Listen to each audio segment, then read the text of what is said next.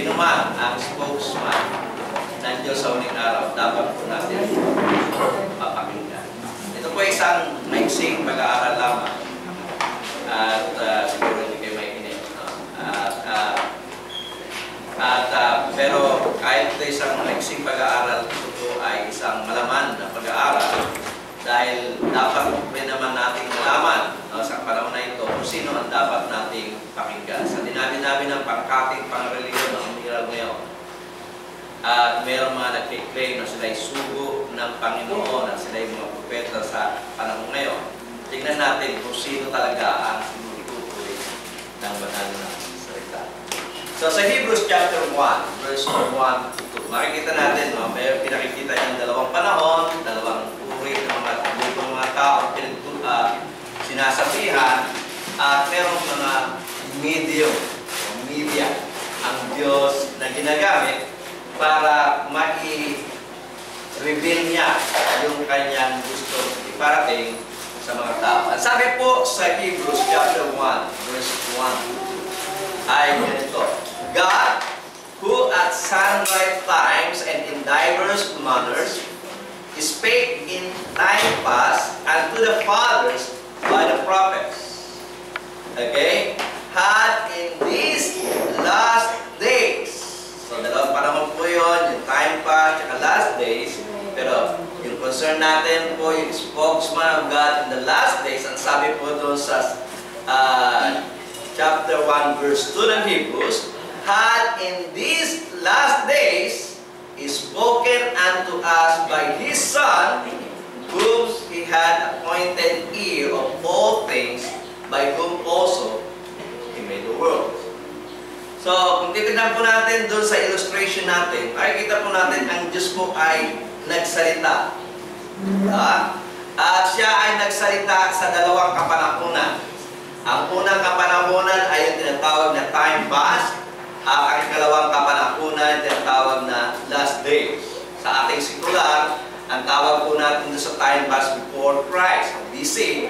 At yung ating mga last days, tinatawag natin AD o Anno Domini. So, dalawa lang po naman panahon talaga, no? At makikita natin sa ating illustration, ayon sa binasa natin sa Hebrews chapter 1, verse 1 to 2, makikita natin ang Diyos nagsalita sa mga sa mga magulang sa pamamagitan ng mga propeta.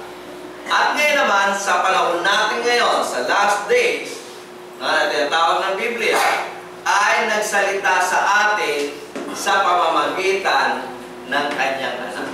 Sa makatuwid, ang spokesman o ang propeta ng Diyos dito sa panahon natin ito, tinatawag na last days, walang iba kundi ang kanyang anak. Alam naman po natin kung pag sinabi sa Biblia, anak ng Diyos, alam po natin yan na yan ay ating Panginoong Jesus Cristo.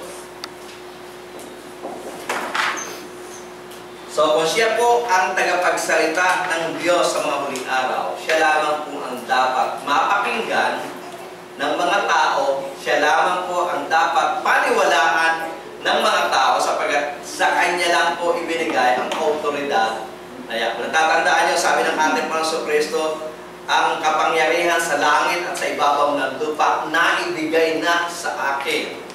Ang katuwid, siya lamang po ang pinagbigyan ng Diyos ng karapatan magsalita, mangaral, mag-utos ng may kinalaman sa ating pong pananampalataya. At wala na po tayong dapat pakinggan pang iba.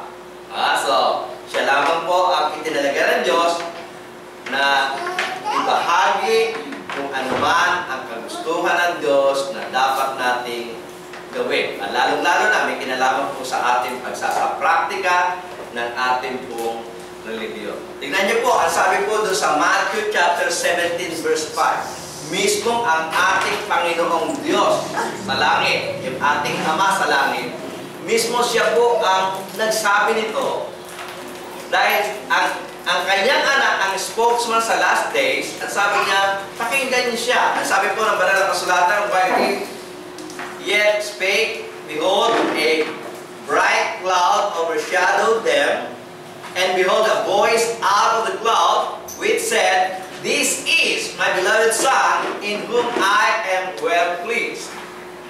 Yung pong tagpo sa kasaysayan ito po yung kasaysayan na kung saan dinala ng ating Panginoong Kristo yung tatlo sa kanyang mga apostol, si Pedro, si James, at saka si John, doon po sa bundok, at doon po ay nagkaroon siya ng pagbabago ng kanyang anyo. Ito po yung tinatawag na transfiguration.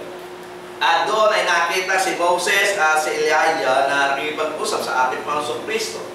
At naman si Pedro, sabi niya, maglagay na lang tayo dito ng tatlong tent. Gusto niya magbida-bida, manguna-nguna. Sabi niya, maglagay tayo ng tent, dito na lang tayo tumira. Pero sinabihan siya ng ating Panginoong Kristo, lumayo ka sa likuran ko, Satanas. Pero pagkatapos po noon, ito na po yung pangyayari na sabi na meron pong cloud na nasa langit na lumilim doon sa kanila sa bundok. Ito sila, tatlo, at dito yung ating Panginoong Kristo, lumilim sa kanila at ang sabi,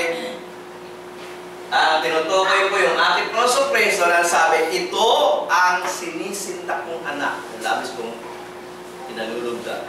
Sabi niya, hear ye him.